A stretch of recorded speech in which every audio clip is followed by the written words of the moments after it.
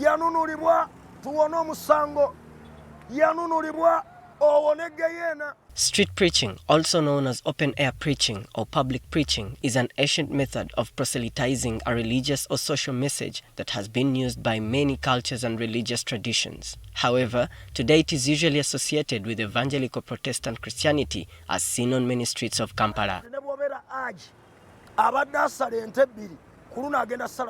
This trend rose through ranks in the 4th century when Justin Martyr advocated for the freedom of preaching on the streets, and later his work driven forward by John Chrysostom, who even earned himself a name Golden Mouth, representing his work in the street preaching arena.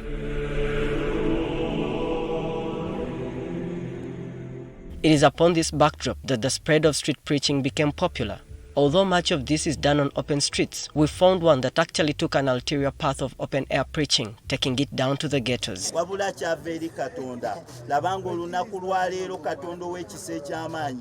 Matovu, going by the street name Napoleon, was a ghetto hustler himself who had his life embedded in gangsterism before getting in touch with the revelation.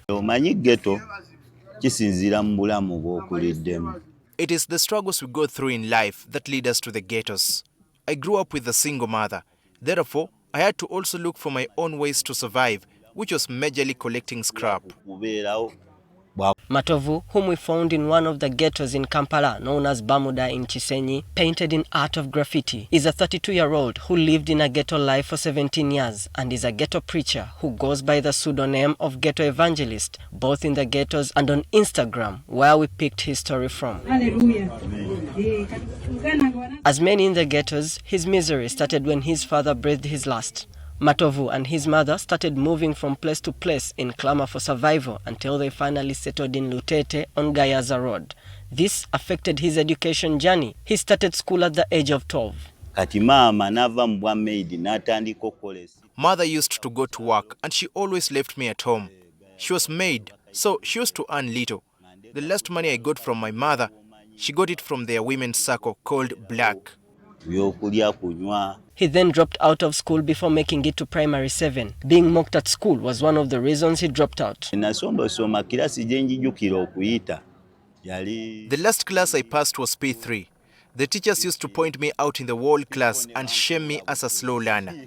So I attended only one day in P7. It is from this point that he joined gang groups. I started doing drugs. I used a type called skunk, which is rolled in brown Rizlas, and also started chewing cut.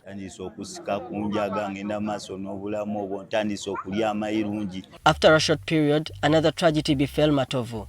This time, it was the death of his mother.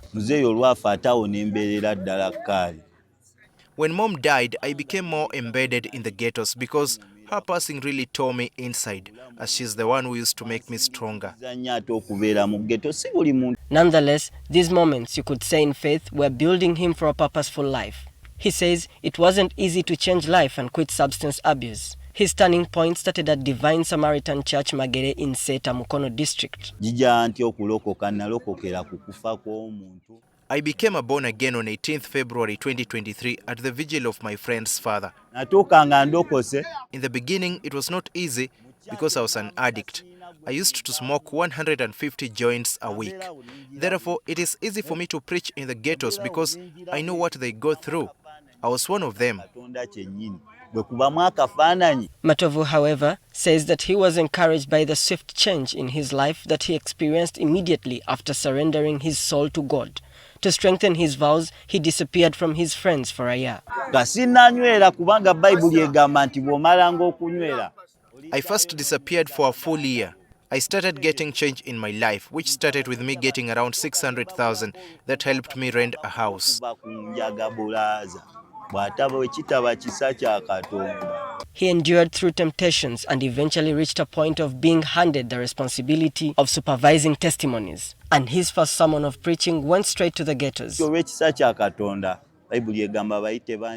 chosen to preach in the ghettos for a while, and I hopped from ghetto to ghetto.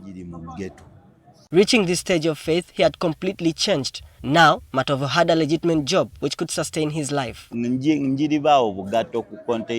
am a hawker around Container Village, selling simple women's shoes. To many who grew up knowing Matovu and his thug life, his reform was a hard truth for them, as Pauline Chisachi explains. I think last year, nasanga Jovan mugazala ndiye. Katimba muitako bwenti. Of course nze mumanyi byali manyi abantu kati nkulabye ku kyala ate sawa kwefasiza Kampala. Ne musinka na ngendo owulira abantu bamuyita Musumba.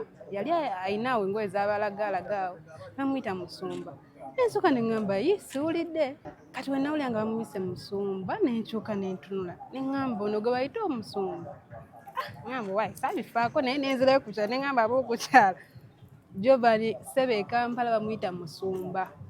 Ne bangamba munnaye naffe Jovan twamulaba wano ku kyalo ng'abuulira enjiri. So lumumba mpitamu mu nga nzizeyo ewaka mpita mu kasenta bwenti nga mulaba sebe akutte ekizindala abuulira enjiri. Kyankuba wala nnyo ne ngamba bannange.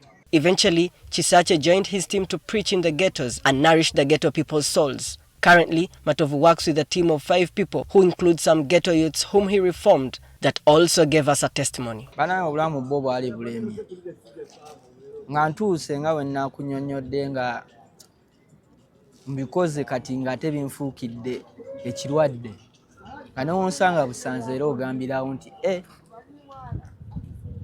abantu batuuka okunsasira nga bagamba kati oyo omwana. Ebikuba nga mbuliddwa sitalinawo embeera watuufu. Katonda talina gwatakwatako n'omusamiza mukwatako. Naye ali awo ndaba naye naye addamu lega Katonda wange. Lwaki tagamba bajjajja empewo zange. He uses tricks to attract the attention of these ghetto youths before preaching to them. Matovu and his team always provide food and drinks to these youths. One day, someone called me and gave me some money to use after watching me on TikTok.